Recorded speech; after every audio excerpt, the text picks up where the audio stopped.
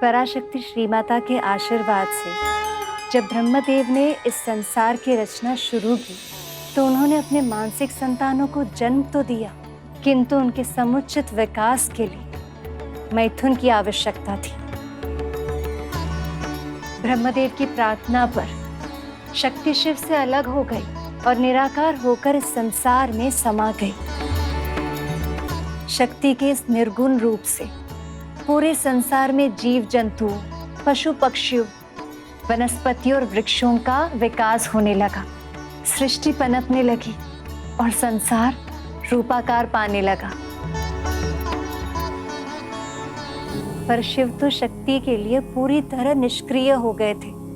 ध्यान में, अपने तप में वो पूरी तरह लीन हो गए। पर संसार को शिव से ही वो ज्ञान मिलता है जिसमें उत्तम व्यवस्था स्थापित हो सकती थी। ऐसी व्यवस्था जिसमें वेद, न्याय, साहित्य, व्याकरण, कला, संगीत, ज्योतिष ऐसी सभी विद्याओं का ज्ञान प्राणी मात्र को होता। और ये ज्ञान महादेव शिव सक्रिय होने के बाद ही दे सकते थे। पर शिव को सक्रिय करने की शक्ति केवल और केवल आदि शक्ति के पास ही थी। प्रभु, फिर तो संसार के लिए बहुत बड़ा संकट उत्पन्न हो गया होगा ना? इसका निवारण कैसे हुआ होगा प्रभु? ये तो आपको मामी श्री की कथा से ही ज्ञात होगा मूषक जी। आदि शक्ति श्री माता को साकार करना बहुत आवश्यक था और इसलिए ब्रह्मदेव अपने पुत्र प्रजापति दक्ष के पास गए।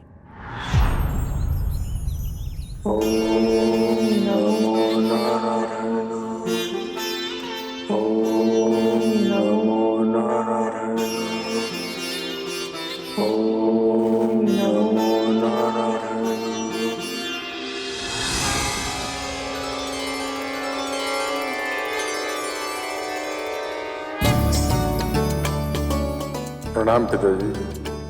प्रणाम पिताजी। कल्याण हो,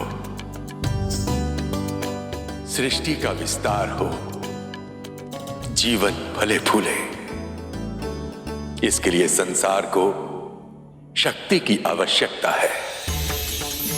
इसलिए आप दोनों आदि शक्ति की आराधना कीजिए और उन्हें प्रसन्न करके उनसे अपनी पुत्री के रूप में जन्म लेने का वरदान प्राप्त कीजिए।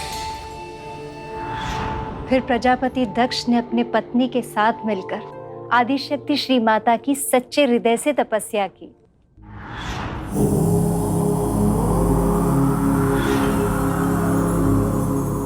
आप दोनों की तपस्या सफल हुई। मैं आपकी भक्ति और संकल्प शक्ति से प्रसन्न हूँ और बहुत ही शीघ्र आपके घर सती के रूप में जन्म लूंगी।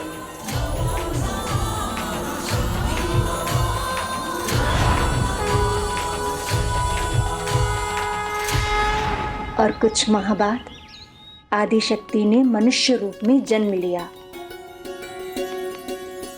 अरे मेरी प्रिय पुत्री, इसे मैं सबसे योग्य पुत्री बनाऊंगा।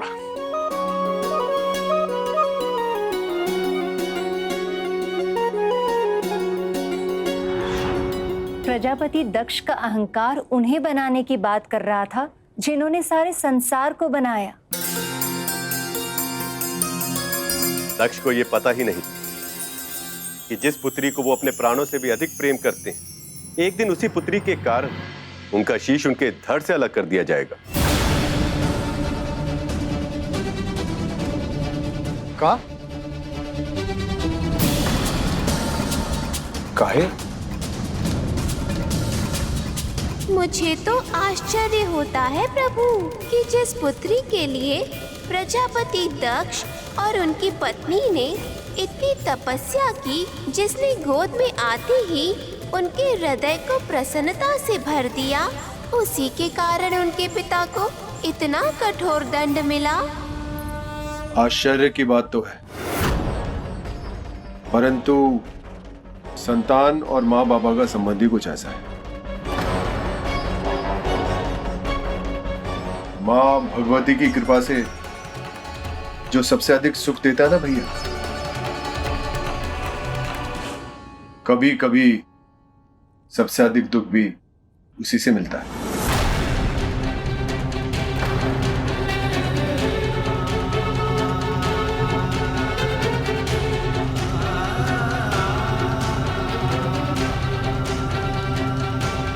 क्या हुआ प्रभु?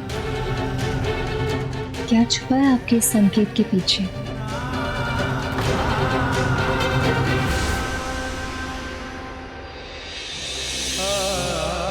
मैं समझ गई प्रभु, कुछ न कुछ ऐसा अवश्य हुआ है जिसके कारण इन दोनों के मन पर बहुत गहरा प्रभाव पड़ा है।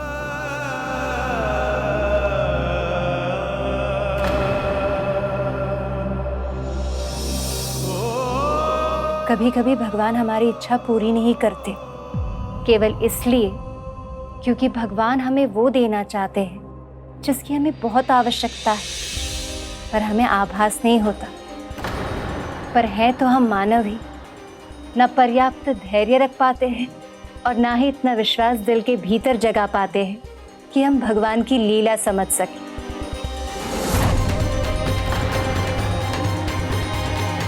प्रजापति दक्ष की भी यही इच्छा थी कि उनके पद और प्रतिष्ठान के स्वरूप उन्हें पहचान और सम्मान मिले, पर उन्हें ये समझने की आवश्यकता थी कि जिन्हें वो अपना शत्रु मान रहे थे वो महादेव शिव उनसे भिन्न नहीं थे। इस संसार में हर आत्मा शिव का ही अंश है और मुक्ति के बाद उन्हीं में लीन भी हो जाती है। दक्ष के मन में महादेव के लिए जितनी घृणा थी और सती के मन में उनके लिए कितना प्रेम था, ये तो सती के नामकरण के दिन ही प्रकट हो गया था। प्रभु श्री नारायण, पिता ब्रह्मदेव, यहाँ पधारने के लिए आपका बहुत बहुत धन्यवाद। कल्याण।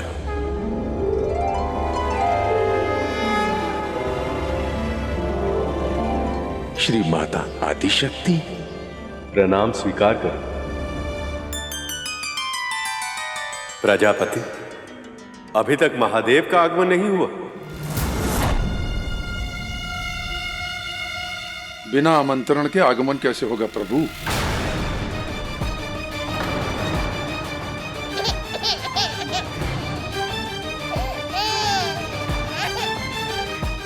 प्रभु, ऐसा क्या हुआ था जिसके कारण प्रजापति दक्ष ने प्रभु महादेव को निमंत्रण नहीं भेजा?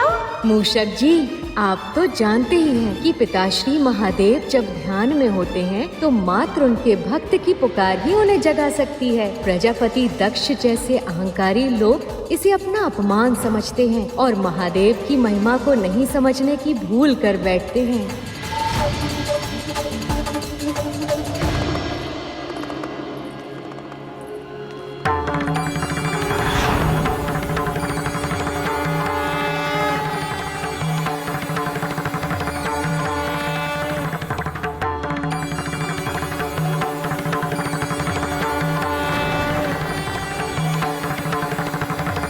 अभी तो इतने तीव्र स्वर में रो रही थी, पता नहीं अचानक से क्या हो गया, एकदम शांत हो गई। यह चमत्कार कैसे हुआ? आकाश में उसने ऐसा क्या देख लिया, इसका रुदन रुक गया? शिव और शक्ति का ये संबंध कितना शक्तिशाली है ब्रह्मदेव। किंतु जब दक्ष को पता चलेगा तब क्या होगा?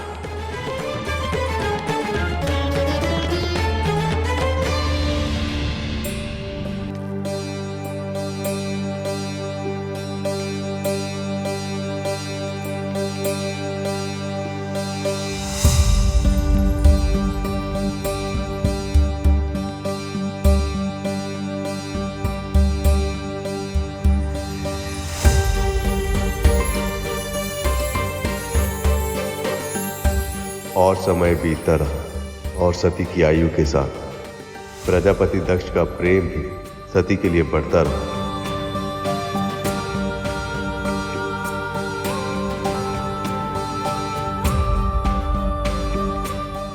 धीरे धीरे समय के धारा के साथ देवी सती अपने पिता के प्रेम के छत्र तले बढ़ती जा रही थी, पर महल में सारी सुख सुविधाएं होने के बाद देवी सती के मन में एक अलग सी तड़प थी, जिसका कारण समझने में वो स्वयं असमर्थ थी।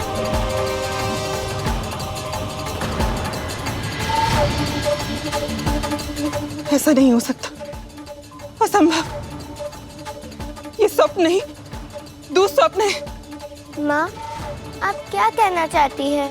मैं कुछ समझी नहीं माँ। जिस आकृति की तुम बात कर रही हो सती, जानती भी हो वो क्या है? शिवलिंग है ये, शिव का अमूर्त निराकार रूप। शिव?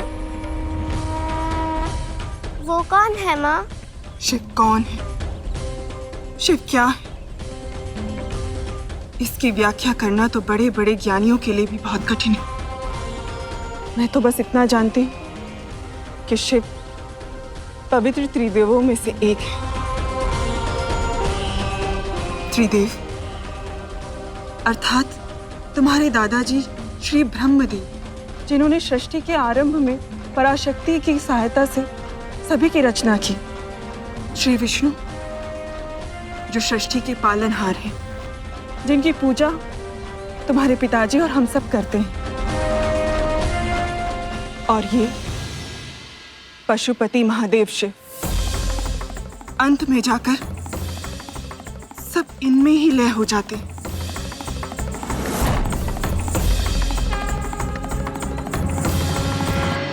यदि ये इनका निराकार अमृत रूप है, तो ये अपने साकार रूप में कैसे दिखते हैं माँ? मैंने कभी शिव के साक्षात दर्शन तो नहीं किए, किंतु जो ज्ञान मुझे तुम्हारे पिताजी और दादाजी से मिला है, उसके अनुसार अन्य सभी देवी देवताओं से एकदम भिन्न है। यायावर का जीवन जीते, कभी रेशमी वस्त्र या अन्य आभूषण धारण नहीं करती। इनके एक हाथ में डमरू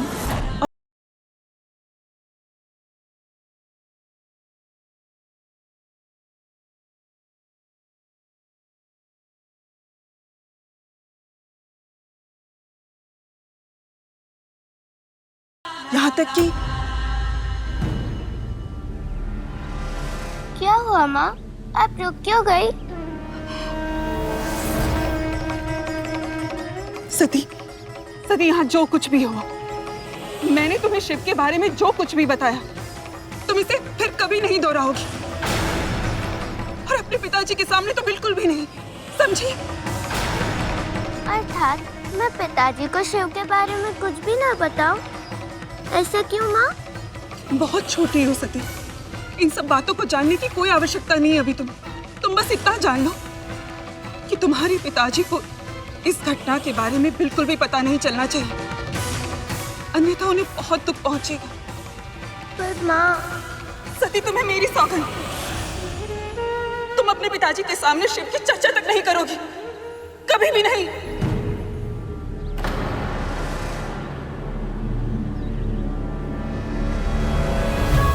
ये तो तुम भी नहीं चाहोगी ना सती, कि तुम्हारे पिताजी को दुख पहुंचे, है ना पुत्री?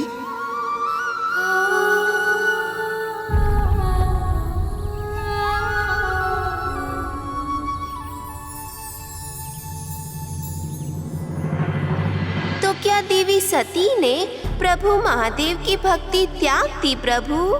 हम चाहे कितना भी प्रयास कर लें, परंतु नियति ने जो हमारे लिए निर्धारित किया है वो होकर ही रहता है। और माता सती के साथ भी वही हुआ मूषक जी, जो उनके लिए नियति ने निर्धारित किया था।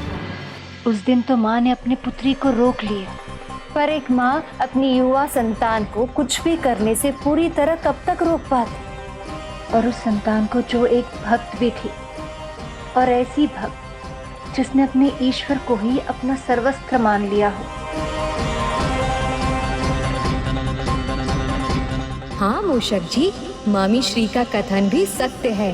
कुछ भक्त अपनी नियति स्वयं लिखते हैं और ईश्वर को उनकी पुकार सुनकर स्वयं आना पड़ता है। जैसे मामा श्री इस भक्त के लिए आए हैं, और जैसे स्वयं देवों के देव महादेव आएंगे माता सती के लिए।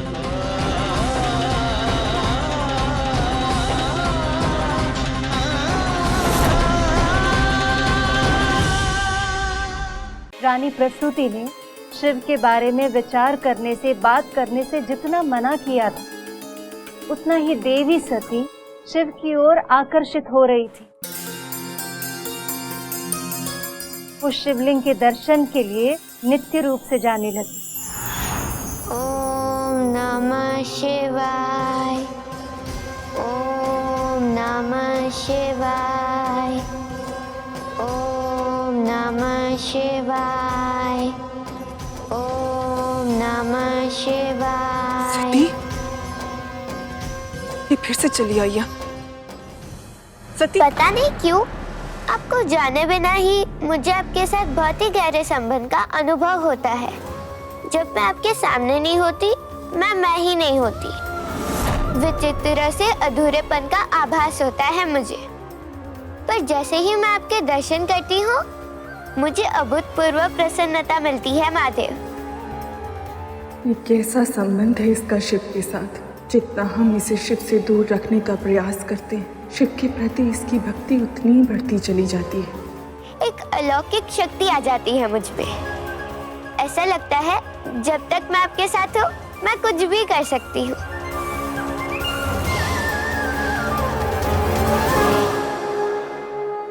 ये कैसी परीक्षा ले रहे हैं नारायण?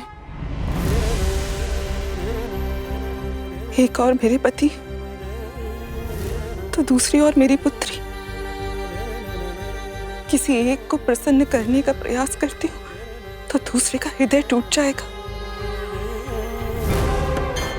ऐसे में किसे चुनूं मैं और कैसे?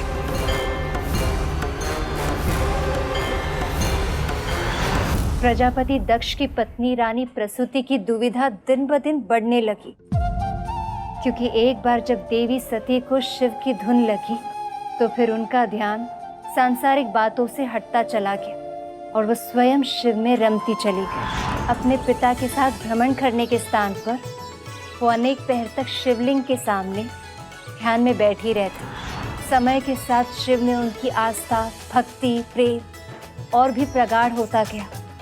जब शिव से दूर रहना असंभव हो गया तो उन्होंने अपने कक्ष में ही शिवलिंग की स्थापना कर दी। ओम नमः शिवाय।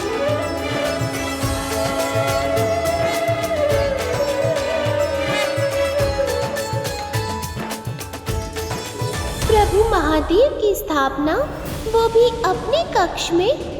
जब ये बात प्रजापति दक्ष को ज्ञात हुई होगी तो उन्हें तो अपार क्रोध आया होगा माता सती पर। महारानी प्रसूति अपने पति के क्रोध से और पुत्री की हट से भली भांति परिचित थीं।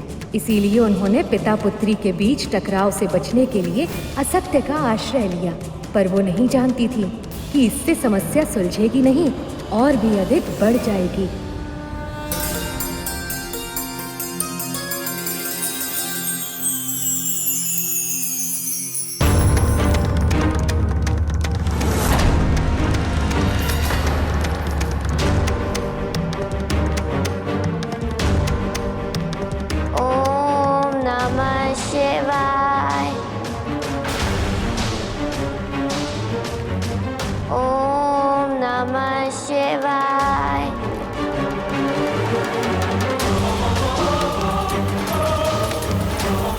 रुकिए महाराज, पुत्री से भेंट करने जा रहे हैं। वो सो चुकी है, आप जाएंगे तो उसकी नींद टूट जाएगी। मेरी कुछ समझ में नहीं आ रहा महारानी, मैं क्या करूं? कुछ समय से मैं अपनी पुत्री के साथ कुछ क्षण बिताना चाह रहा हूं, मगर जब भी उसे भेंट करने का प्रयास करता हूं वो कुछ न कुछ कार्य में व्यस्त होती है। आप भी ना महाराज, अति करते हैं।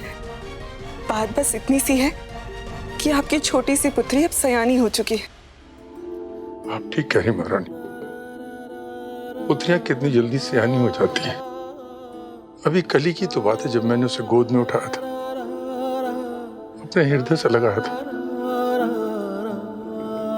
और अब इतनी शीघ्र वो इतनी बड़ी हो गई कि डोली में बिठाकर विदा करने योग्य हो गई। मेरी सती का विवाह मेरे जीवन का सबसे सुंदर स्वप्न है, जिसे मैं खुली आंखों से देखता हूं। मैं अपनी पुत्री के लिए ऐसा योग्य वर खोजूंगा कि जो भी देखेगा नयास बोल पड़ेगा, सृष्टि की सर्वोत्तम जोड़ी है ये।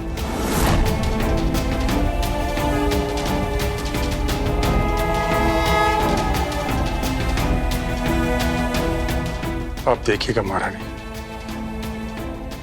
मैं अपनी सती के विवाह इतने धूम से करूंगा कि संसार कल्प के अंत तक सदैव स्मरण करेगा।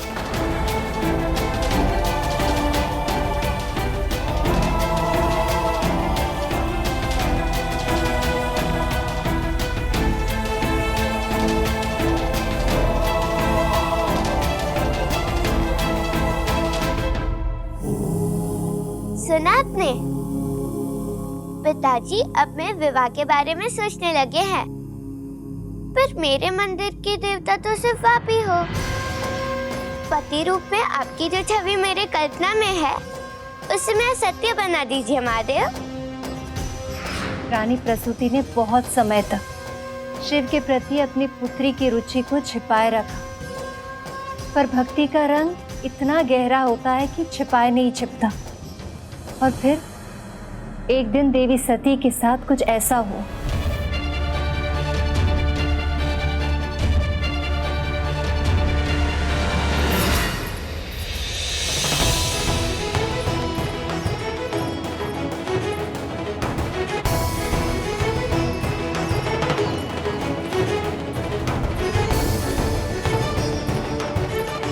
पुत्री सती, पुत्री सती, ये किन विचारों में खोई है? जैसे मेरी पुकार सुनाई नहीं दे रही।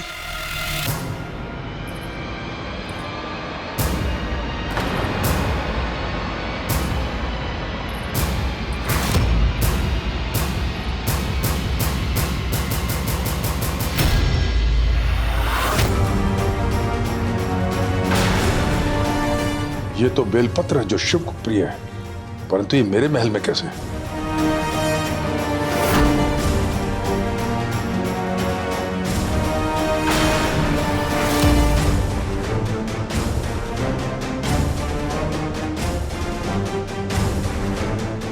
सती! रुक जाइए महाराज, महाराज, रुक जाइए महाराज।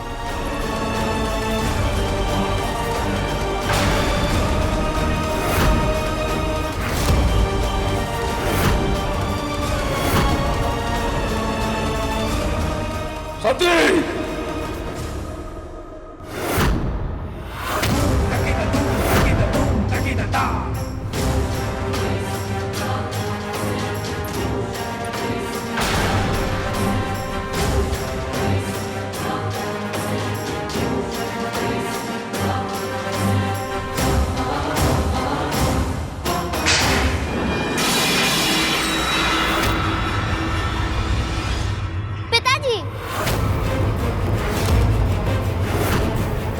मेरे शत्रु की पूजा करने का दुस्साहस कैसे किया तुमने सती? शत्रु?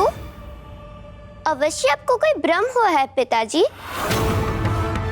मेरे शिव तो भोले हैं, बिना किसी भेदभाव के सबको अपना लेते हैं वो। तो फिर उनके साथ आपकी या किसी की भी शत्रुता कैसे हो सकती है पिताजी? क्या जानती हो तुम शिव के बारे में पुत्री? अवश्य किसी ने उल्टी सीधी कथाएं सुना के बहकाया है तुम्हें। किंतु मैं अपने महल में भक्ति और भगवान का अपमान सहन नहीं करूंगा। इस महल में केवल प्रभु श्री नारायण का वास होगा, किसी भस्म प्रेमी पशुपति का नहीं। समझी तुम? सेवकों,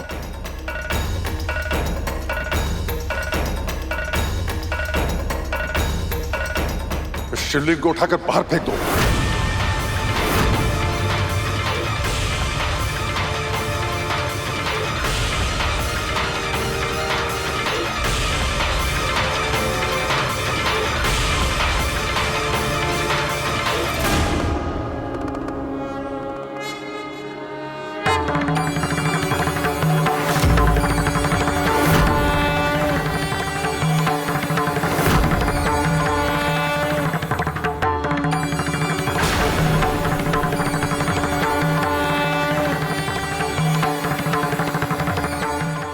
सारे सेवक मिलकर भी जिस शिवलिंग को उठा तक नहीं पा रहे, उसे मेरी ये फूल सी कोमल पुत्री लाई कैसे थी यहाँ?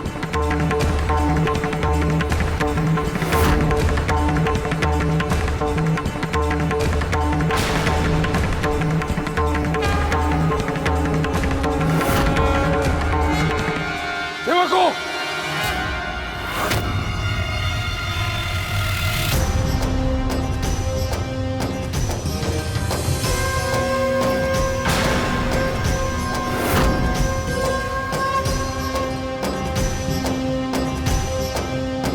पिताजी, आप शिव को मुझसे दूर नहीं कर सकते। सती, मुझे रोक के दिखाओ तुम।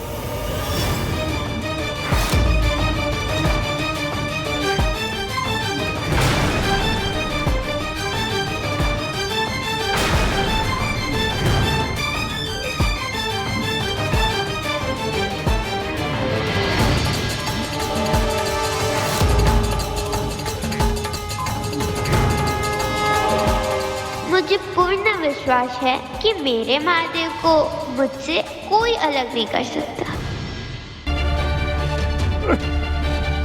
आपका प्रयास व्यर्थ है पिताजी। शिव स्थिरता का प्रतीक है। इनकी इच्छा के विरुद्ध ना तो कोई इन्हें कहीं ले जा सकता है और ना ही कहीं से हटा सकता है।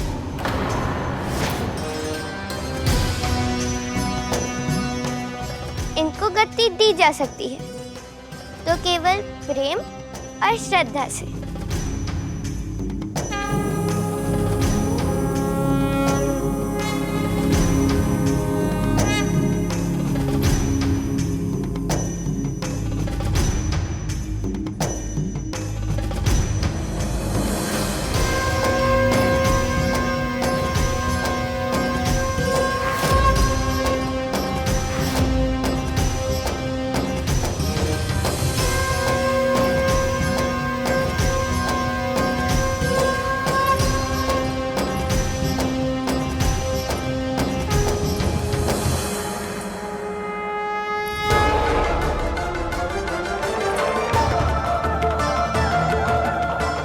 दुखी नहीं करना चाहती, इसलिए मैं इनको यहाँ से ले जा रही हूँ, पर मैं इनकी आराधना बंद नहीं करूँगी।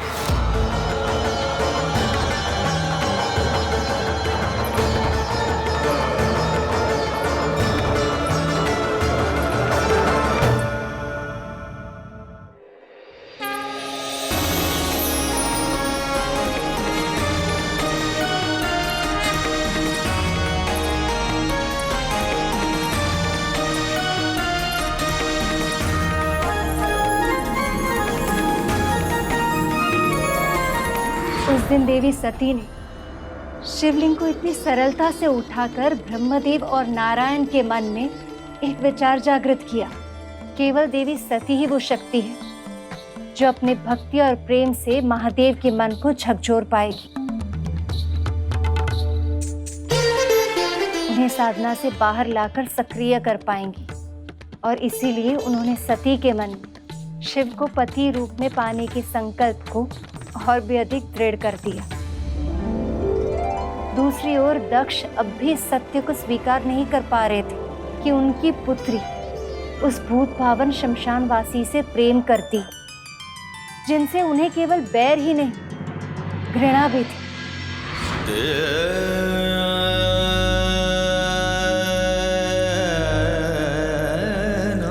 महाराज, कैसे महारानी?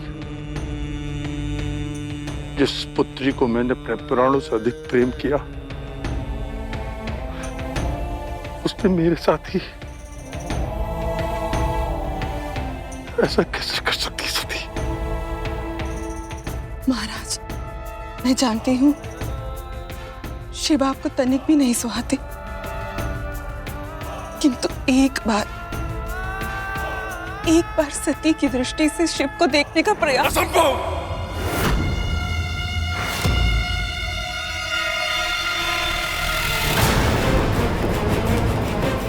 उस पशुपति ने मेरा घोर अपमान किया था, और वो भी भरी सभा में। जीवन भर स्मरण रहेगा उसका वो दंड व्यवहार और अपना नाता। ये कैसा नाता है सती का शिव के साथ, जो उनके लिए अपने पिता का भी विरोध कर दिया इसने।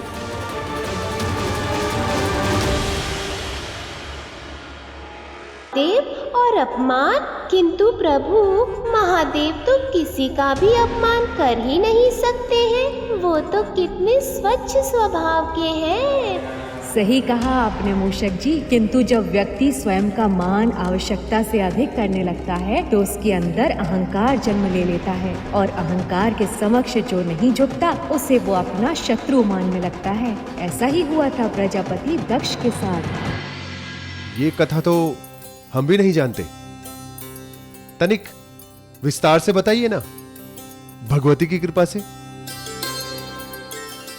ये देवी सती के जन्म से पहले की बात। एक दिन प्रयाग में अनेक ऋषि, महर्षि, महात्मा, मुनि आदि ज्ञानी एकत्रित हुए। ज्ञानियों का सम्मान तो ईश्वर भी करते हैं, इसलिए ब्रह्मदेव और महादेव भी वहां पधारे।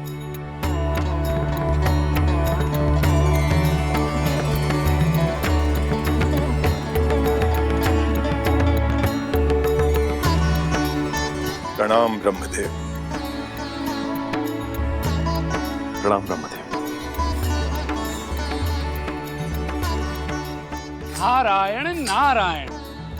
संसार में सभी ऋषि महर्षियों के लिए पूज्य सृष्टि के सर्जक जगत पिता ब्रह्मा को हमारा प्रणाम। आप सभी का कल्याण हो।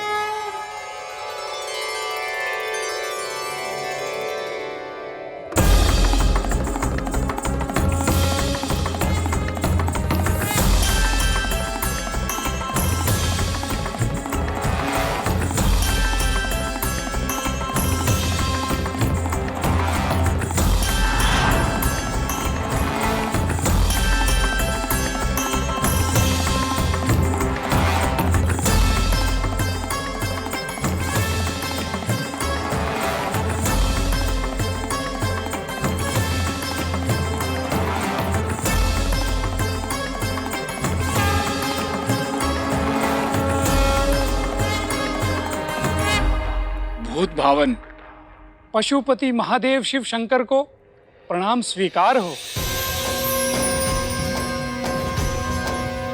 इस सभा में पधार कर आपने इस सभा की शोभा बढ़ाई है महादेव। आपको कोटि कोटि प्रणाम। आप सभी महर्षियों की ज्ञान सभा में उपस्थित होना मेरे लिए सम्मान की बात है। महर्षि कश्यप, आसन ग्रहण कीजिए महादेव।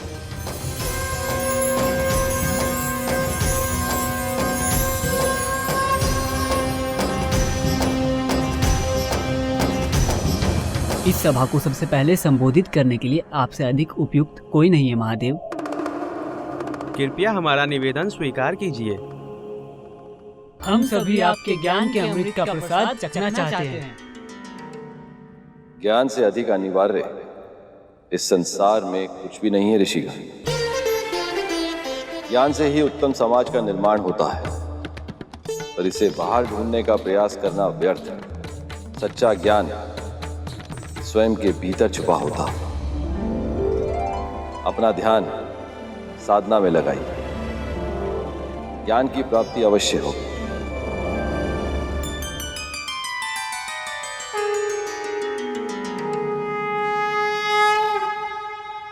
ब्रह्मपुत्र ब्रह्मांड के अधिपति प्रजापति महाराज दक्ष पधार रहे हैं।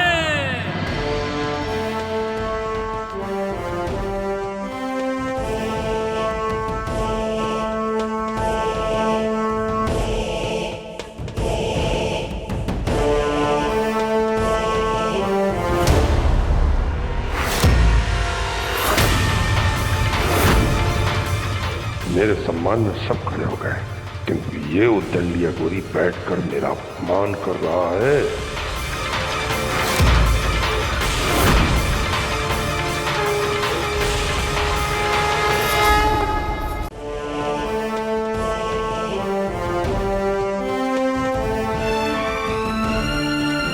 प्रजापति दक्ष को हमारा प्रणाम स्वीकार हो। प्रणाम।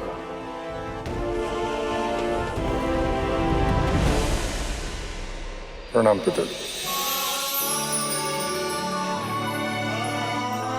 आयुष्मान भव, कीर्तिमान भव।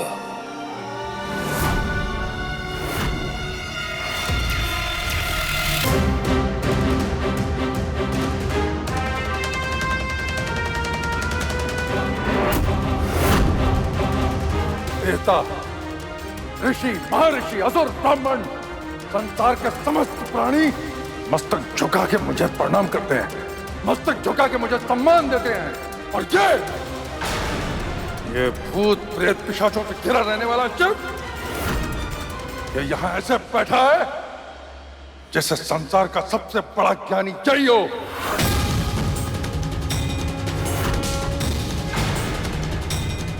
ये मुझे प्रणाम क्यों नहीं कर रहा है? शांत हो जाइए प्रजापति दक्ष। प्रजापति, महादेव साधना में लीन है, कहीं उनका ध्यान भंग न हो जाए। महर्षि, जो संसार के प्रजापति का सम्मान करना नहीं जानता, कैसी उसकी साधना और कैसा उसका ध्यान।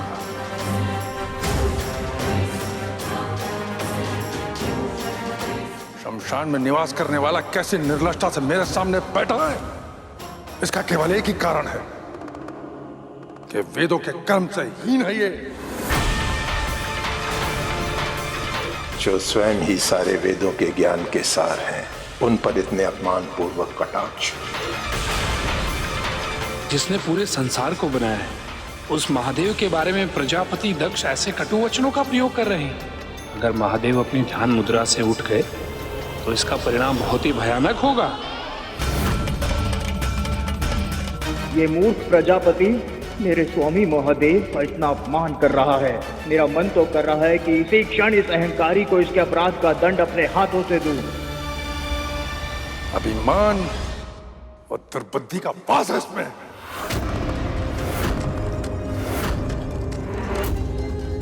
इसलिए सृष्टि का प्रजापति वो धर्म का रक्षक होने के नाते इस उद्दंडता का दंड मुझे इसे देना ही होगा।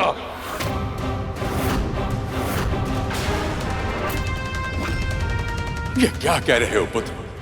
महादेव के बारे में ऐसी अनुचित भाषा प्रयोग करने से पहले कुछ सोच तो लेते, सोच लेते कि क्या उचित है क्या अनुचित। नहीं पिताजी, धर्म सभा में उद्दंडता अधर्म के समान ही है। इस भस्मधारी ने मेरा नहीं अभी तो धर्म का अपमान किया है। अब मैं अपने धर्म का पालन करूंगा। अहंकारी शिव, मैं तुझे श्राप देता हूं। आज से अनंत काल तक सभी यज्ञों से तुम्हारा बहिष्कार किया जाएगा। आज से अनंत काल तक सभी यज्ञों से तुम्हारा बहिष्कार किया जाएगा। देवताओं के साथ किसी भी यज्ञ में तुम्हें तुम्हारे भाग का अर्पण नहीं किया जाएगा। देवताओं के साथ किसी भी यज्ञ में तुम्हें तुम्हारे भाग का अर्पण नहीं किया जाएगा। तुम्हें तुम्हारे भाग का अर्पण नहीं किया जाएगा। देवों के देव महादेव को ही यज्ञ से बहिष्कार करने का श्राप। हाँ मूषक जी, क्रोध में व्यक्ति ऐसे ही त्रुटियां करते हैं। उसी तरह जैसे किसी बात से निराश होकर लोग उचित कार्यों में सम्मिलित होने से भी हिचकिचाते हैं। जैसे शास्त्री की पत्नी कथा सुनने के लिए आने में हिचकिचा रही थी, किंतु शुभ कार्यों की जो पवित्र ऊर्जा होती है वो व्यक्ति को अपनी ओर खींच ही लेती है। फिर क्या हुआ बहन?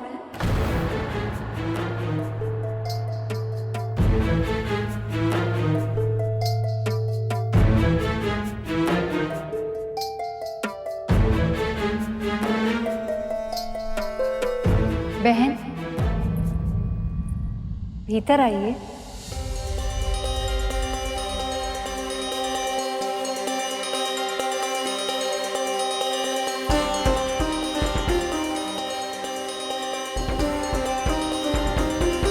भाग्यवान, कथा सुनने आ गई। ये तो अज्ञात लोगों से मिलती ही नहीं थी।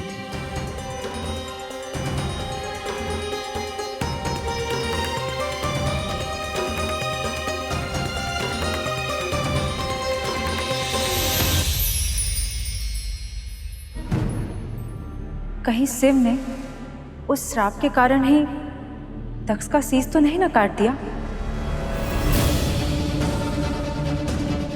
प्रभु, क्या इसीलिए महादेव ने प्रजापति दक्ष का शीश धड़ से अलग कर दिया? नहीं मूषक जी, पिताश्री प्रभु महादेव दो परम योगी हैं। कोई उनका मान या अपमान करे, इस बात का कोई महत्व नहीं है उनके लिए। यदि कुछ महत्व रखता है तो वो है उनके भक्तों के हृदय में उनके लिए प्रेम और भक्ति। वहाँ उपस्थित सभी ज्ञानियों ने दक्ष के श्राप का विरोध किया। प्रजापति दक्ष, आप जानते हैं आप किसे श्राप दे रहे हैं?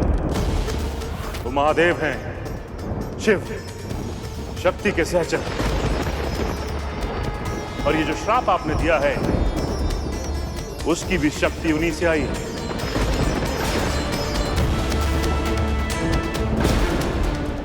दक्ष, क्रोध अज्ञान का जनक होता है और तुमने महादेव को श्राप नहीं दिया है, अनर्थ किया है।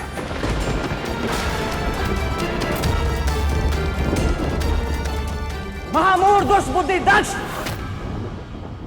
जिनका स्मरण करने से सभी यज्ञ सफल हो जाते हैं, जिनका नाम लेने से सभी तीर्थ पवित्र हो जाते हैं, उन्हें उनका ही यज्ञ से बहिष्कार कर दिया।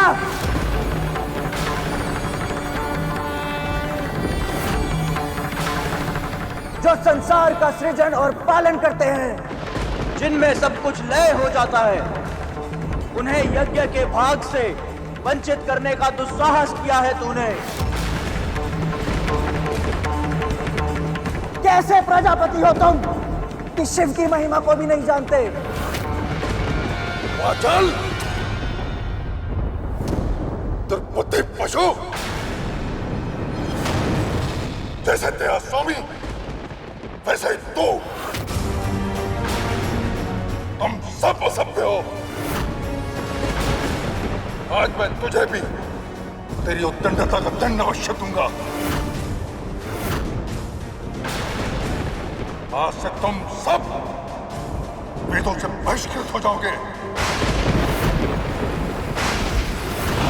आज से तुम सब वेदों से बहिष्कृत हो जाओगे। हड्डियों के आभूषण पहनकर सदैव मदपान में आसक्त रहोगे। ये मेरा श्राप है तुम सबको।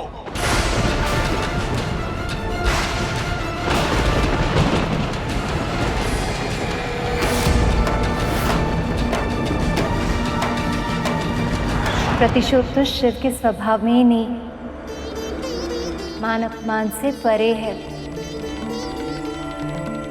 पर जो शिव से अतः भक्ति और प्रेम करते हैं, वो उनका अपमान नहीं सह सकते। और क्रोधवश प्रजापति दक्ष ने महादेव के सबसे प्रिय भक्त उनके वाहन नंदी का अपमान किया। ब्रह्मदेव का पुत्र होके भी इतना दम, इतनी दुष्टता! तुमने ये सिद्ध कर दिया दक्ष कि शिव के तत्व का तनिक भी ज्ञान नहीं है तुम्हें।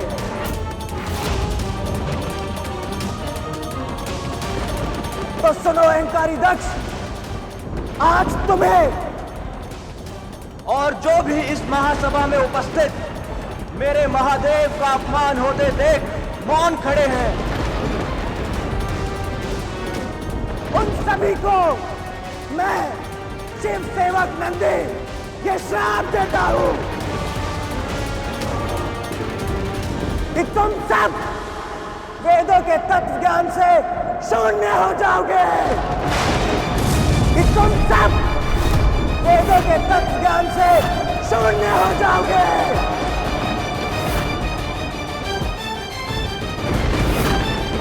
सदैव भोग में लिप्त रहोगे,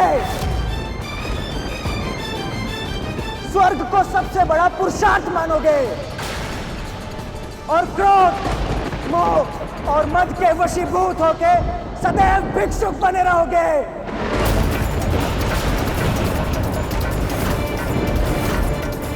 दान के लालच में अखंड फंसे रहोगे तुम सब, और दूषित दान लेने के कारण नरकगामी बनोगे।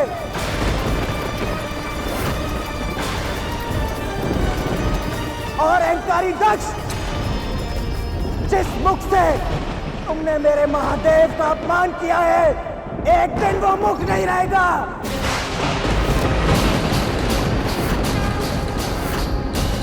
तुम्हारे धड़ पर विराजेगा बकरे का शीश। ये एक भक्त का श्राप है।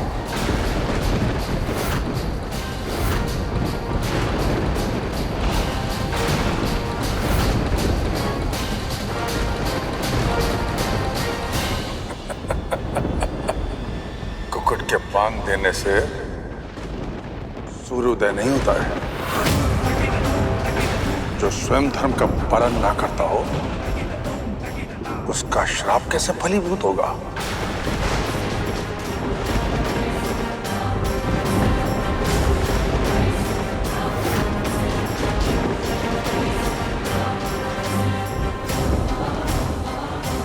नंदी जी का पुनः अपमान? फिर तो प्रभु महादेव ने अवश्य ही प्रजापति दक्ष को दंड दिया होगा। और स्वामी भक्ति ना तो कभी देखी और ना कभी सुनी।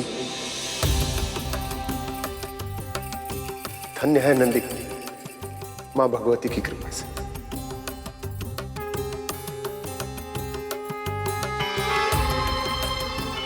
आपने सत्य कहा शिवा।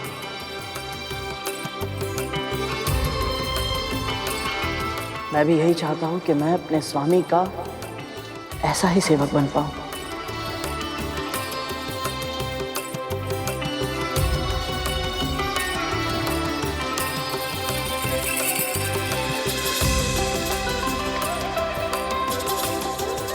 आगे बतलाइए ना, फिर क्या हुआ? नंदी के बढ़ते क्रोध से शिव के नेत्र खुल गए। अपने परम भक्त का इस तरह अपमान होना महादेव से सहा नहीं गया और मैं अपने ध्यान से बाहर आ। इस उदंडता का परिणाम प्रजापति दक्ष के लिए कितना भयंकर होगा, ये सोचकर वहां प्रस्तुत सभी ज्ञानी भयभीत। श्राप पाने के बाद अब क्या करेंगे महादेव? दक्ष को महादेव का ध्यान भंग नहीं करना चाहिए था।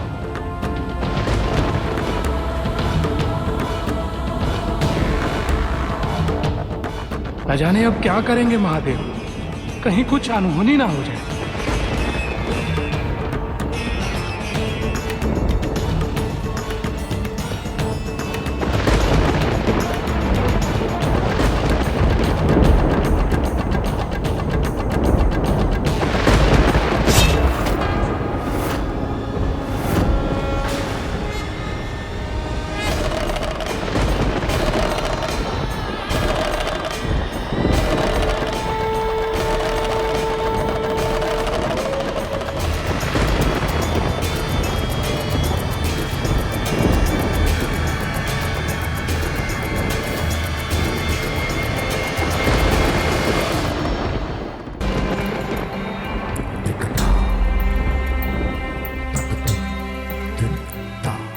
आप मुझसे क्रोधित हैं क्योंकि मैंने आपको प्रणाम नहीं किया,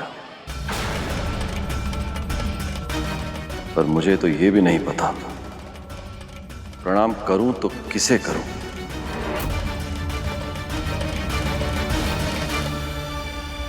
आपके इस स्वर्ण मुकुट को या इन रेशमी वस्त्रों को या आभूषण से सजी इस देह को प्रणाम करूं, या आपकी देह के भीतर फंसी आत्मा को?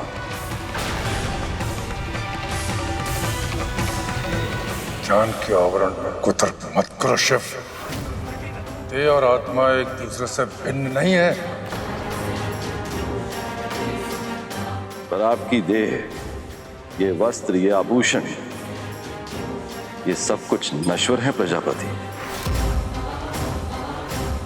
मृत्यु के बाद देह जलकर भस्म हो जाती है, पर देह के भीतर छिपी आत्मा नई देह धारण कर लेती है।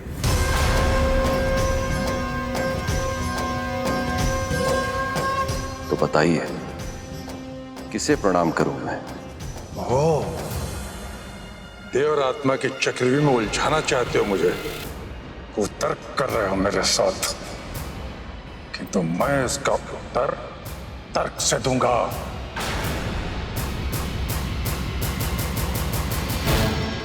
तुम्हें मेरी आत्मा को प्रणाम करना चाहिए था शिव।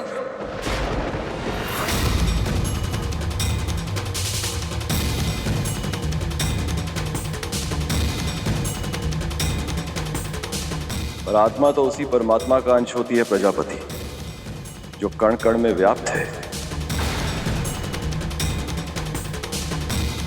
जो जीवात्मा आपके भीतर है वही ब्रह्मदेव के भीतर है,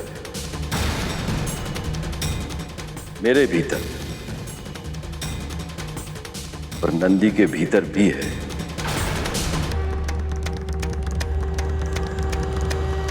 तो इसका क्या अर्थ हुआ? आप और मैं भिन्न नहीं हैं।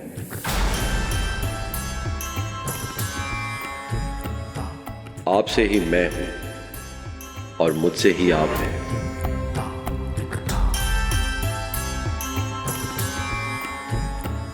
सब कुछ अद्वैत है, सब कुछ एक है, दूसरा कुछ है ही नहीं। तो कहिए प्रजापति, मैं आपको नमस्कार करूं या स्वयं को?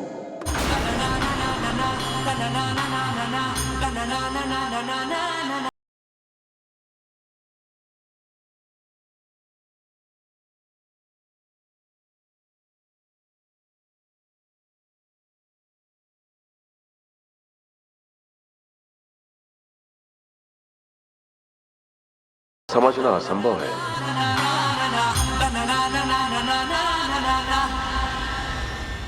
अज्ञानी, किसे श्राप देने की मूर्खता की है तुमने? नंदी,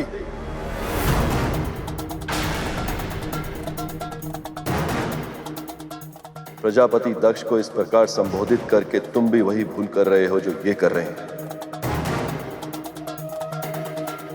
तुम भी इनमें, मुझ में, अपने आप में अंतर कर रहे हो, क्योंकि इस समय जिस रूप में हम तीनों हैं उसमें मैं तुम्हारा स्वामी हूं, तुम मेरे भक्त हो। इस देह के परे मुझ में, प्रजापति में और तुम में कोई भेद नहीं है।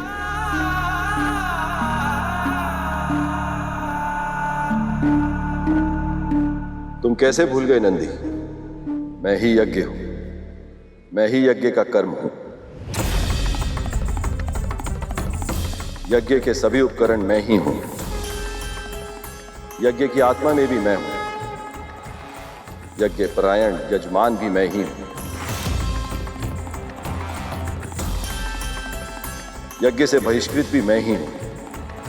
तो फिर ये कौन, वो कौन, ये सब कौन?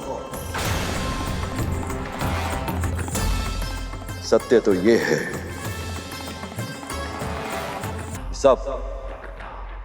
सब कुछ में मैं ही हूं।